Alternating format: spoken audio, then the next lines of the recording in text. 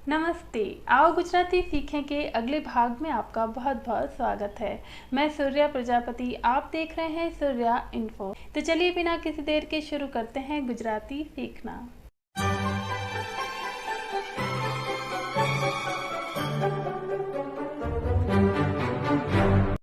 शब्द समूह माटे एक शब्द यानी कि शब्दों के समूह के लिए जो एक शब्द होता है, जैसे चबूतरो।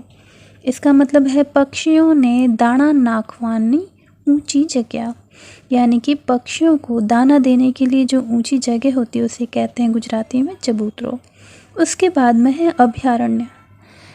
अभयारण्य का मतलब है पशु पक्षियों निर्भय रीते फरी शके तेवो आरक्षित विस्तार, यानी कि जहाँ पर पशु पक्षी निर्भय होकर रह सकते हैं उस जगह को अभयारण्य कहते हैं। फिर है कल्प वृक्ष।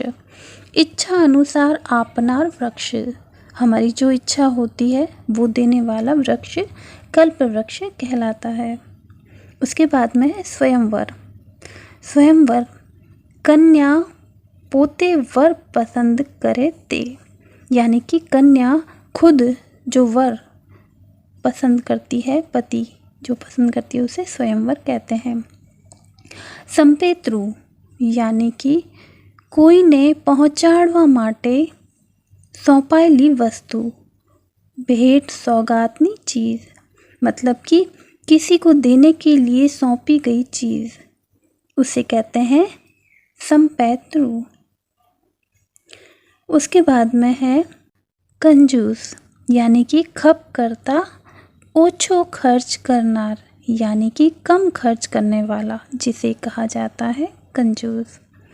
उसके बाद में है उड़ाऊ, यानी कि खप करता वधारे खर्च करनार, यानी कि ज़रूरत से ज़्यादा खर्च करने वाला, उसे कहते हैं उड़ाऊ। उसके बाद में है कर्कसर, यानी कि जरूरी खर्च ज करवू थवा देवू ते, यानी कि जितनी ज़रूरत है उतना ही खर्च करने वाला, उसे कहा जाता है कर्कसर।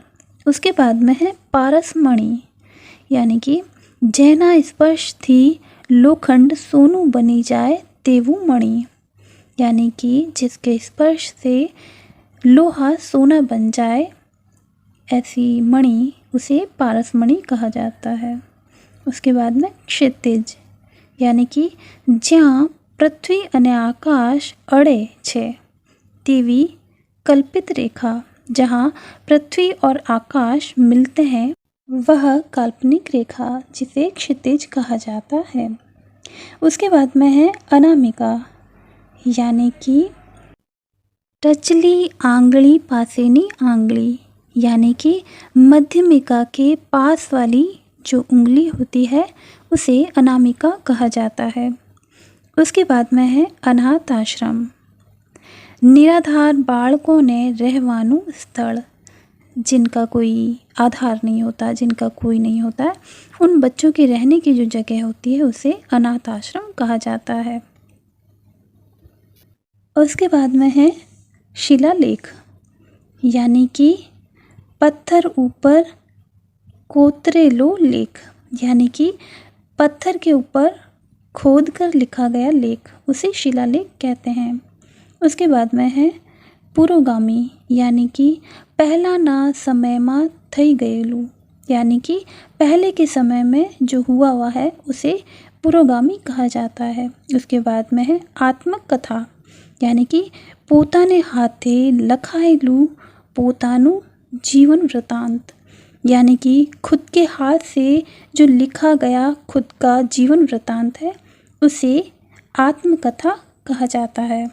उसके बाद में है शहीद, यानी कि युद्ध में प्राण अर्पण करनार, यानी कि युद्ध में प्राण देने वाला, उसे कहा जाता है शहीद। उसके बाद में है उपनाम, यानी कि तखल्लुस, यानी कि लेखक के धारण करेलू बीजू नाम, यानी कि लेखक ने जो धारण किया है वो दूसरा नाम उपनाम कहलाता है। उसके बाद में है मरजीवो, यानी कि समुद्रमाथी डुबकी मारी मोती काढ़नार, यानी कि समुद्र में डुबकी मार के मोती निकालने वाला जो इंसान होता है उसे कहते हैं मरजीवो, मरजीवो। तो ये था आज का वीडियो। आशा करती हूँ कि आपको बहुत पसंद आया होगा। इसी तरह के नए नए टॉपिक के साथ में जल्द मिलेंगे। तो अब हमें इजाज़त दीजिए, तब तक के लिए स्वस्थ रहिए, सुरक्षित रहिए। जय हिंद।